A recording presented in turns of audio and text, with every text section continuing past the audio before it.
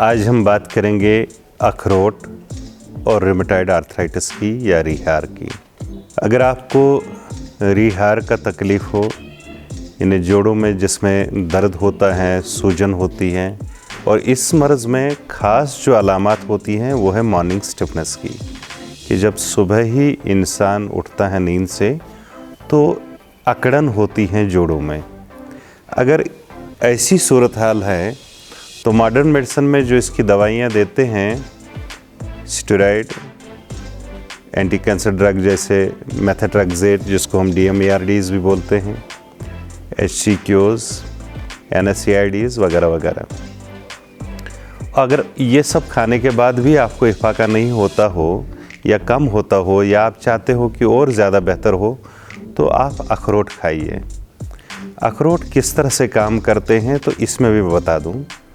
Basically यूनानी में हम लोग संख्या के मुरक्कबात देते थे और ये मुरक्कबात बहुत अच्छा काम करते थे, मगर इनका कुश्ता बनाना, इनकी टॉक्सिटी इनसे निकालना, ये एक तदबीर है और जो तदबीर बहुत पेचीदा भी हैं।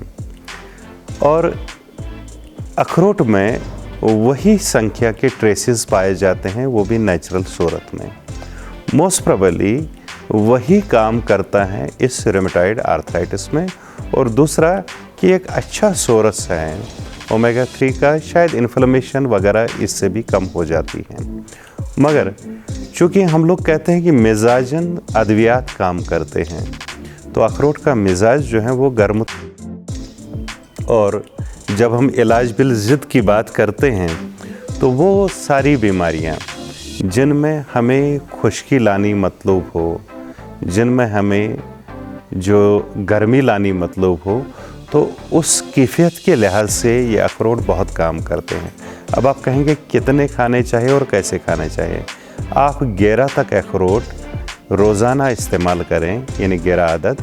चाहे आप पानी में भिगो के रखें, सुबह खाएं, चाहे आप उसकी चटनी बनाएं, चाहे कच्चे खाएं, उसकी गिरी जो है जब वो सूख जाती हैं वैसे खाएं। तो कोई भी तरीका इसके लिए मुस्तमल है। हमने कई लोगों को सिर्फ अखरोट से ही ठीक किया है, और उसके अलावा हमारे पास कुछ डिकॉक्शंस हैं, बिलीव मी, कि दे आर सो इफ़ेक्टिव कि हम लोग खुद हैरान हो जाते हैं कि ये इतनी इफ़ेक्टिव क्यों हैं और कैसे हैं। उनमें कोई एंटी इन्फ्लेमेटरी ड्रग ऐसे नहीं होता है, उनमें डिजीज़ मॉडिफाइंग ड्रग ऐसे नहीं होते हैं, मगर ये डिकॉक्शन हम चाय की तरह इस्तेमाल करते हैं और इतना ज़्यादा इफ़ाका होता है कि हम खुद हैरान हो जाते हैं कि यार ये तो वंडर मेडिसन है। वंडरफुल जो इसके रिज़ल्ट्स आते हैं उससे हैरानगी होती है हमें। उसके अलावा हम लोग पंचकर्मा कराते हैं और उसके अलावा और भी तदाबीर रेजिमेंटल थेरेपीज़ करा लेते हैं। Believe me, in first sittings कि पेशेंट विल टेल यू कि मुझे 50% तक आराम हो गया है।